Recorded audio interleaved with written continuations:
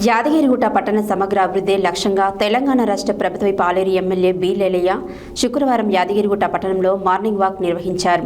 పట్టణంలోని పలు ప్రాంతాలలో స్వయంగా పర్యటిస్తూ అభివృద్ధి పనులను పరిశీలించడంతో పాటు స్థానిక ప్రజలను కలిసి వారి సమస్యలను అడిగి తెలుసుకున్నారు. యాదగిరిగుట్ట పట్టణ సమగ్ర అభివృద్ధి లక్ష్యంగా తెలంగాణ రాష్ట్ర ప్రభుత్వ పాలేరు ఎమ్మెల్యే బి లేలయ్య శుక్రవారం యాదగిరిగుట్ట పట్టణంలో మార్నింగ్ వాక్ నిర్వహించారు. పట్టణంలోని పలు ప్రాంతాల్లో స్వయంగా పర్యటిస్తూ అభివృద్ధి పనులను పరిశీలించడంతో పాటు స్థానిక ప్రజలను కలిసి వారి సమస్యలను అడిగి తెలుసుకున్నారు. ఈ సందర్భంగా Pathagutta road, BC colony, Nallacheruvu, అంగడి బజార్, బాలికల వసతి గృహం, పెద్దమూరి తదితర ప్రాంతాల్లో ఎమ్మెల్యే ఐలయ్య విస్తృతంగా పర్యటించారు.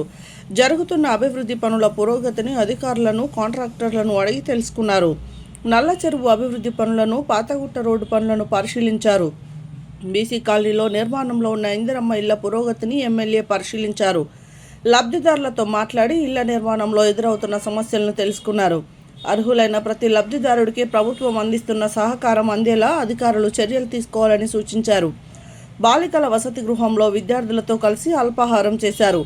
ఈ సందర్భంగా విద్యార్థులతో ఆత్మీయంగా మాట్లాడి వారి చదువు, వసతి, భోజనం తదితర అంశాలను అడిగి తెలుసుకున్నారు. ఈ సబ్ రిజిస్ట్రార్ కార్యాలయానికి అనువైన స్థల పరిశీలన చేశారు. అనంతరం పాతగుట్ట ప్రాంతంలో పర్యటించిన ఎమ్మెల్యే స్థానిక ప్రజలను కలిసి వారి సమస్యలను అడిగి తెలుసుకున్నారు. పాతగుట్ట వద్ద ఉన్న కల్లు కాంపౌండ్ను సందర్శించిన ఎమ్మెల్యే బి లేలయ్య గౌడన్నలతో ఆత్మీయంగా మాట్లాడారు. వారి కోరిక మేరకు కల్లును స్వీకరించి వారి యోగక్షేమాలను అడిగి తెలుసుకున్నారు. గౌడు వృత్తిదారుల సమస్యలను తెలుసుకొని వారికి అండగా ఉంటామని తెలిపారు. మున్సిపల్ చైర్పర్సన్ వాణి భరత్ గౌడ్, ముఖ్యర్ల మల్లేష్, శ్రీధర్, 9వ వార్డు కౌన్సిలర్ ధనలక్ష్మి, మధు, నాయకులు, స్థానికులు పెద్ద సంఖ్యలో పాల్గొన్నారు.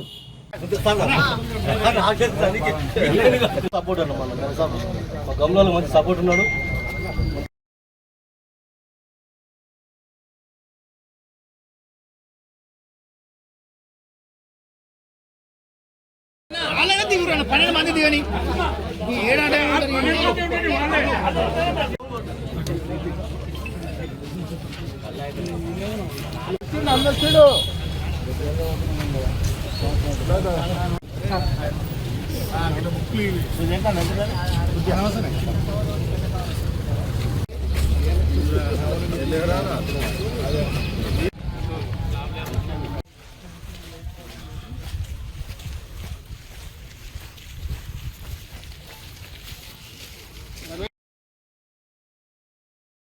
రాజు కాంటాక్ట్ కలిపాయా ఏం లేదు. ట్రైను చెట్లకు కలపకుండా ట్రైన్ చక్కగా పక్క కలపచ్చు.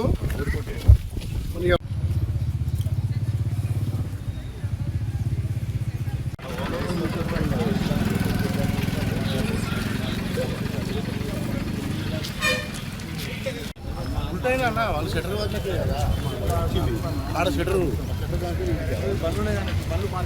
పనులు రోడ్డు మీద ఉండేది. రోజు ఫోటో కొడుతుండ్రు. డబ్బులు చేత రమేష్ ఇది మొన్న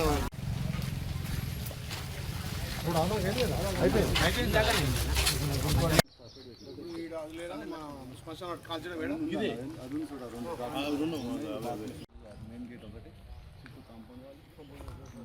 తొందర కంప్లీట్ చేయండి. ఎన్ని నెలలు అందిస్తావు? ఇది ఎన్ని నెలలు అందిస్తావు?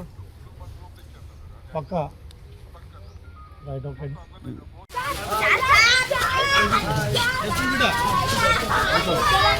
రైట్. లేకపోతే షాప్ పర్పస్లో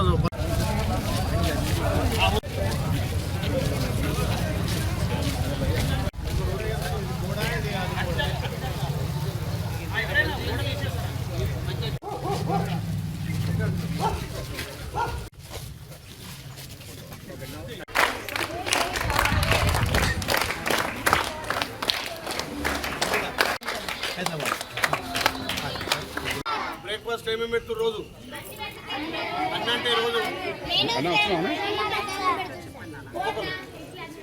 ఇడ్లీ జీరా రైస్ ఇడ్లీ పులిహోర బోండా మీకు సరిపోయేంత పెడుతురా లేకపోతే గింతే అంటురా? సరిపోయేంత తింటురా? మధ్యాహ్నం భోజనం ఎట్లుంటుందిరా స్కూల్లో? ఆడ కూడా స్కూల్ ఎట్లుంటుంది? మంచిగా పెడుతురా? ఏ సన్న బియ్యం వస్తుంది కదా పుల్లు వస్తుంది కదా అమ్మ? ఏంద్రా ఎందుకైతుంది చెప్పినాను ఏముందిరా? ఎందుకు రోజు బియ్యం చేస్తలేరా? చెరిగి వండతలేరా? చేస్తారు సార్, ఒక్కొక్కసారి చేస్తారు సార్. మేడం లేనప్పుడు చేయరు సార్. మొత్తం వాళ్ళకి చాలా వాళ్ళే చేస్తున్నారా? కమిషనర్ గారు అవసరం మీరు కూడా పోండి. ఇప్పుడు మధ్యాహ్నం పూట పోయి మీరు వార్డు ఎవరికి వస్తుంది? ఏ వార్డు అయినా వార్డు ఫస్ట్ వార్డు మీరు పోయి ఒకసారి చూడండి. నేను కూడా సడల్ విజిట్ ఒకసారి చేస్తాను. మేడం పిల్లలైతే అబద్ధం మాట్లాడితే ఓల్డ్ స్టాక్ అయితే దాన్ని రిప్లేస్ చేసైనా మళ్ళీ తీసుకోండి. మెయింటైన్ చేయాలి అంతే. ఏమంటున్నా మనం సన్న బియ్యం ఇస్తున్నాం, మంచి ఫుడ్ ఇస్తున్నాం, క్వాలిటీ ఫుడ్ అయితేనే బాగుంటుందని పెడుతున్నాం. మరి వాళ్ళు వండేటోళ్ళు కూడా కరెక్ట్ చేస్తురా చేస్తలేరా? మీరు ఉన్నప్పుడు అవుతారే, మీరు లేనప్పుడు అవుతారే అంటున్నారు. దాన్ని చూడరు సడన్ విజిట్ చూస్తే మాత్రం వాళ్ళని సస్పెండ్ చేసినే ఉంటుంది. దాన్ని మీద పెట్టేసి నువ్వు అది తీసుకో.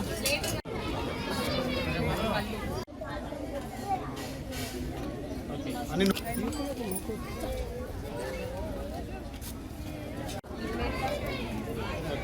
మేడం ఇక్కడ కొంచెం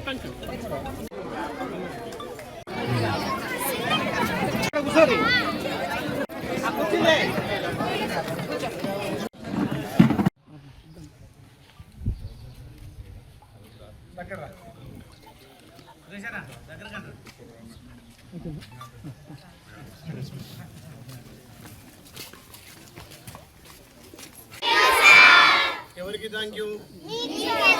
సార్కు అందరికి చేర్లిచ్చింది సార్ శ్రీనివాస్ నాయుడు గారు. పేద పిల్లల కోసం ఎప్పుడు ఇట్నే సాయం చేస్తుంటాడు. అడగగానే అడిగిందే తడుగా 100 మందికి ఇంగ్లీష్ తెలుగు ధన్యవాదాలు.